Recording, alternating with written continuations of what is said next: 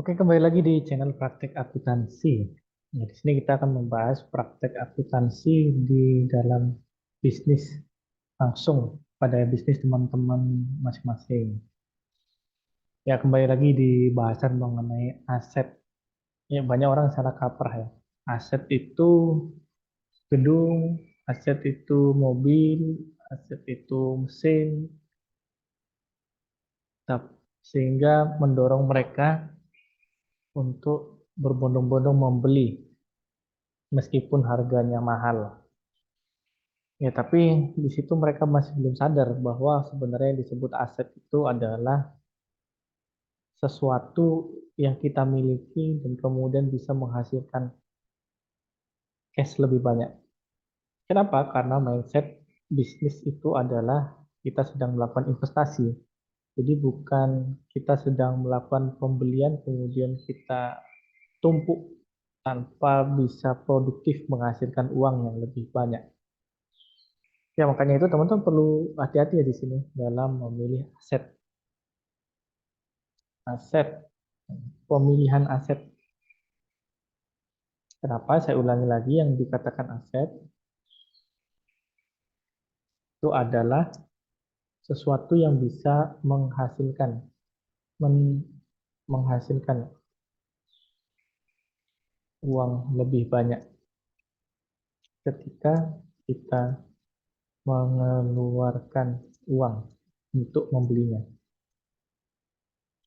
Ya, sebagai ilustrasinya, ketika kita membeli mobil ya, contohnya, senilai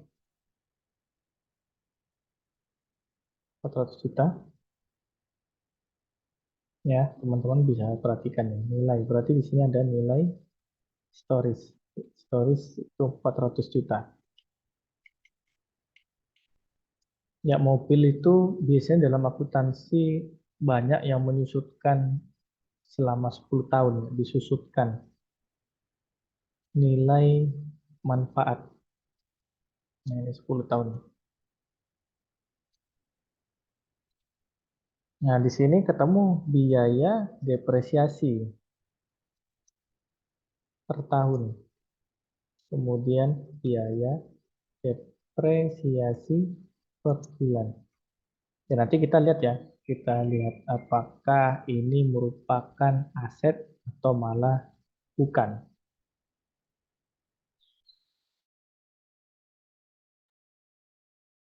Dan yang 400 juta kemudian dibagi.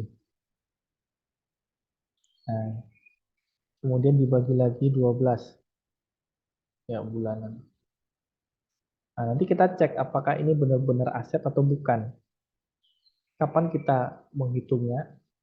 Ada bagusnya dan lebih bijaksana ketika sebelum kita membeli aset itu. Karena ketika kita mengeluarkan uang untuk tujuan bisnis, tapi nyatanya dia tidak bisa menghasilkan uang, maka aset itu tidak produktif dan bisa beralih menjadi beban.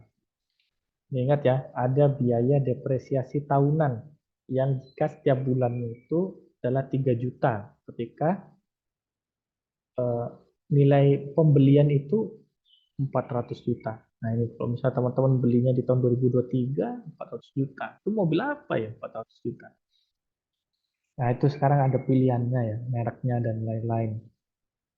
Nah, di sini teman-teman perlu memastikan dulu di depan, apakah dengan eh, kita mengeluarkan uang untuk membeli mobil tersebut, 400 juta itu, kita bisa mendapatkan penghasilan di atas 3 juta, 3,3.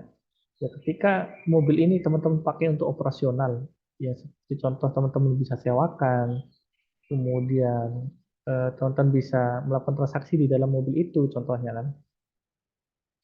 Kemudian setiap bulan teman-teman mendapatkan keuntungan misal dari sebuah transaksi itu setiap bulan itu ada transaksi yang totalnya itu 6 juta.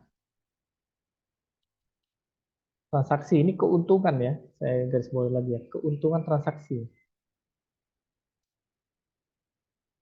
bukan omset ya. Kalau omset teman-teman perlu evaluasi lagi.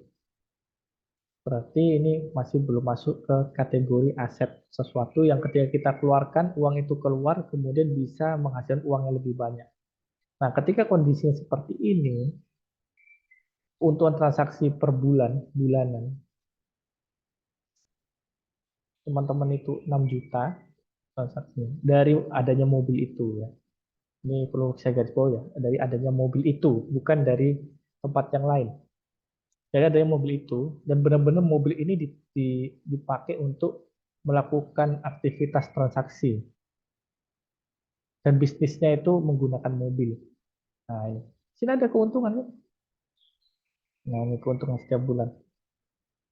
Nah, ketika kondisi seperti ini, untung, ya, profit ya. Ketika ada profit seperti ini, maka ini baru bisa dikatakan sebagai aset. Ketika keuntungan transaksinya itu hanya 2 juta, bahkan lebih dari ini, nah itu minus.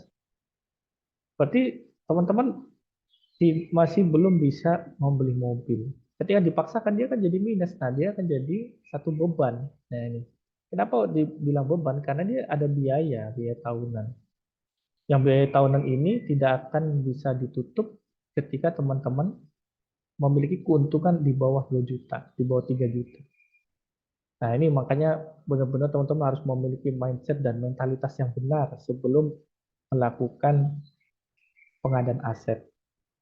Ya, ini sedikit bahasan mengenai bagaimana aset itu bisa menghasilkan uang dan bagaimana teman-teman bisa mengevaluasi apakah aset yang teman-teman beli itu adalah benar-benar aset yang produktif atau malah dia menimbulkan beban. Oke, selamat praktek. Jangan lupa untuk subscribe channel ini supaya teman-teman mendapatkan informasi terbaru mengenai praktek akuntansi yang bisa langsung dipraktekkan ke bisnis teman-teman sekalian.